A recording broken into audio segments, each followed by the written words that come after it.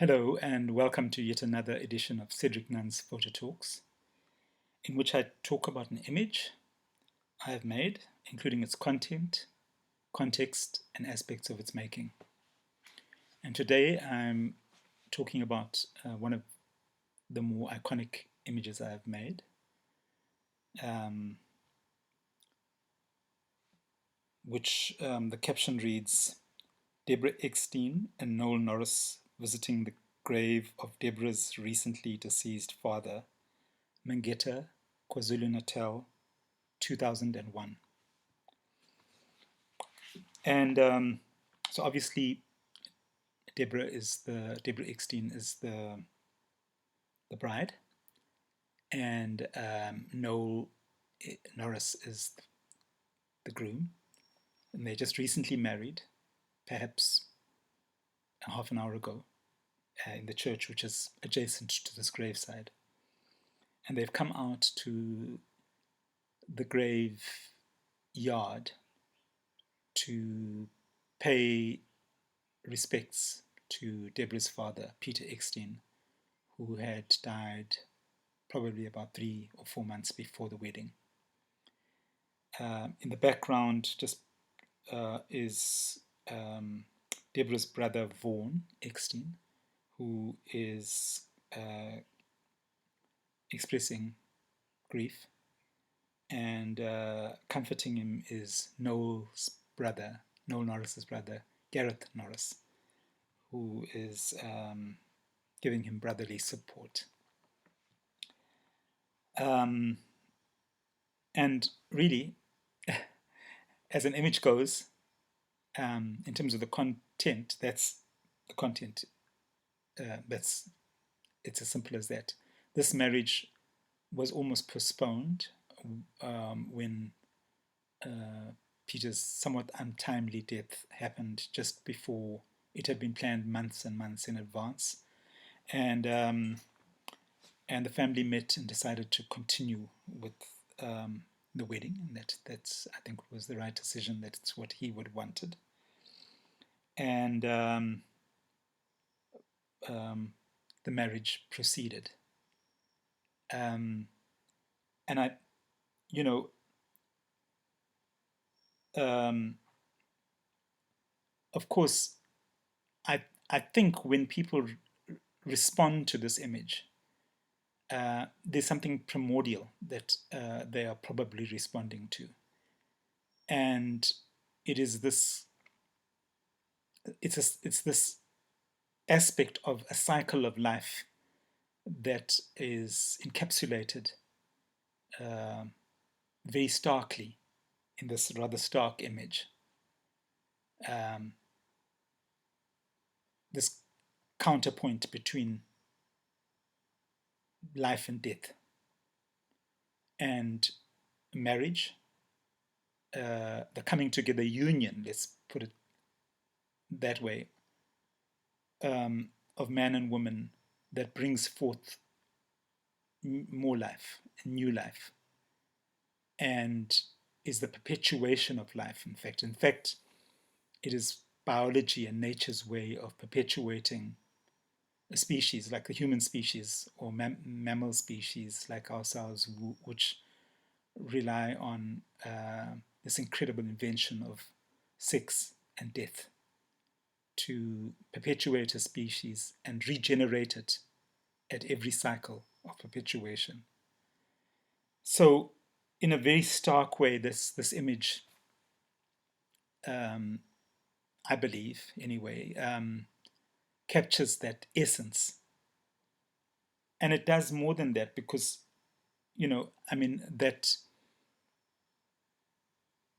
we are human, that we as well, I think other mammals experience, are sentient beings and experience grief in the way that we do as well. But humans certainly, um, we feel a great void when we lose a member of our family, a dear, dear, beloved member of our family. And we are able, when we are at our best, to comfort ourselves through those periods of loss. And that's captured. The poignancy of that is captured in both these couples, um, being supportive, being human at this vulnerable moment. So I was very fortunate to be the only other person present when this took place, and I was the official photographer. I made a decision at the very beginning of my career not to photograph weddings, not to be a wedding photographer, let's put it that way. And for a very mundane reason, I was, at back then, I actually didn't have a means of making a living as a documentary photographer. And so, people were like, well, you can be a wedding photographer and you'll earn the money you need to be able to do this other stuff that we don't quite understand what it is, but you could bankroll it that way. But I figured that if I was doing weddings, and I'd be just too busy to do what I really wanted to be doing. But when my nieces and nephews started coming of age and coming to that age where they uh, were beginning to marry, I wasn't certainly wasn't earning enough money to um, maybe give them the gifts I would have loved to have given them, the wedding gifts. So a wedding gift I could certainly give was to photograph their weddings and present them with a beautifully bound album, with images. And so I was the wedding photographer for most of my nephews and nieces. And when Deborah came along, she's the only one who specifically asked me to photograph the wedding in black and white as well. So I came prepared with my camera to fulfill her wishes, and in turn was gifted with this image, which I must say she's been, given. Her and Noel have given me the express blessings and consent to be able to share this image with you, the rest of the world. And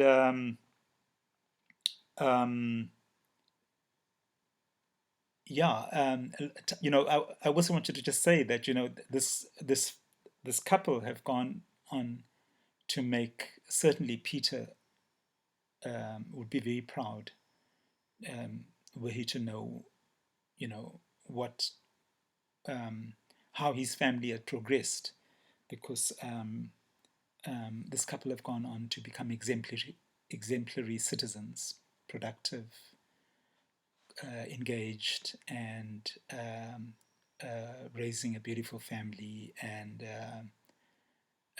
continuing that perpetuation of life, that cycle of life.